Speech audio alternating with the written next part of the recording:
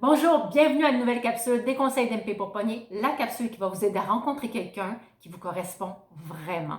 Et oui, cette semaine, j'y vais avec un conseil pratico-pratique.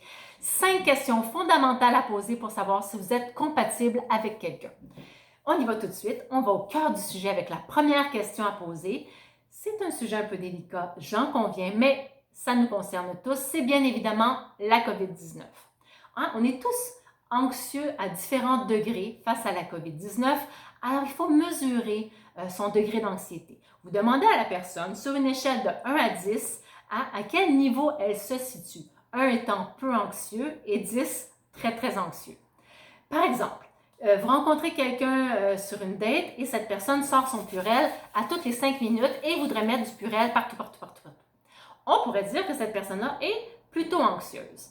Si, au contraire, vous rencontrez quelqu'un qui utilise le même masque jetable depuis plusieurs semaines et qui se trimballe avec en le mettant en dessous de son coude, eh bien, on pourrait dire que cette personne-là n'est pas très anxieuse. Et il y en a pour tous les goûts. Il y a les pro-masques, il y a les démasqués. Il suffit de trouver quelqu'un qui partage à peu près le même niveau d'anxiété que vous. Question numéro 2 à poser pour savoir si vous êtes vraiment compatible, c'est au niveau des valeurs. Comme prenons par exemple les transports.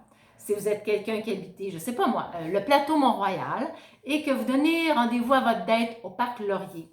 Vous habitez à 2 rues du Parc Laurier et vous vous rendez à votre rendez-vous avec votre pick-up. Vous rencontrez quelqu'un qui habite près du canal de la Chine et qui va au Parc Laurier à vélo parce que le vélo est son moyen de transport, hiver comme été. Il se peut qu'il y ait un léger décalage entre vous deux au niveau des valeurs.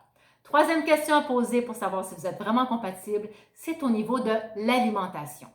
Si vous êtes plutôt du type comfort food, vous aimez les choses bien grasses comme la poutine au bacon, et que vous rencontrez quelqu'un qui mange de la salade, qui a fait pousser ses tomates tout l'été, qui a parlé à ses tomates pour qu'elles rougissent, qui a massé son basilic feuille par feuille parce qu'elle a l'intention de faire son pesto maison, eh bien, il risque d'avoir peut-être un petit problème quand va venir le temps de partager un repas avec cette personne.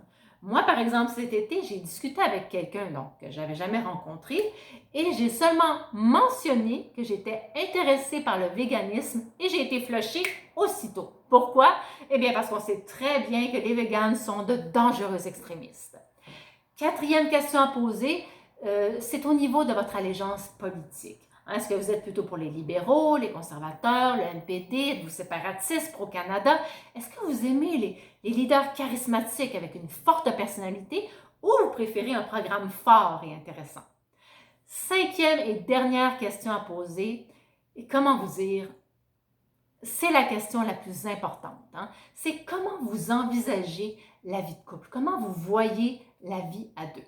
Est-ce que vous êtes plutôt du type à fuir les conflits? Là? Quand il y a de la chicane, vous n'aimez pas ça. Vous voulez quelque chose de simple, pas compliqué, avec un passé réglé. Et puis pas de drame, surtout parce que s'il y a un drame, là, vous partez en courant puis vous retournez sur les applications. Ou est-ce que vous êtes plutôt du type romantique, vous admirez vos grands-parents qui sont mariés depuis plus de 60 ans. Vous êtes ému quand votre grand-père chante à votre grand-mère la chanson qu'il y avait le jour de leur mariage. Maestro, que reste-t-il de nos amours? Que reste-t-il de ces beaux jours?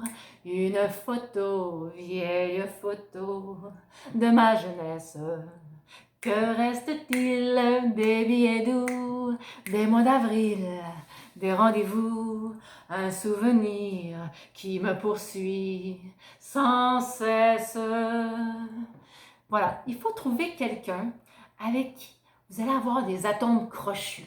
Parce que, et ça c'est mon avis, ça n'engage que moi, moi je ne crois pas à ça que les contraires s'attirent. Au contraire, je crois que les atomes crochus vont faire en sorte que vous allez rester accrochés.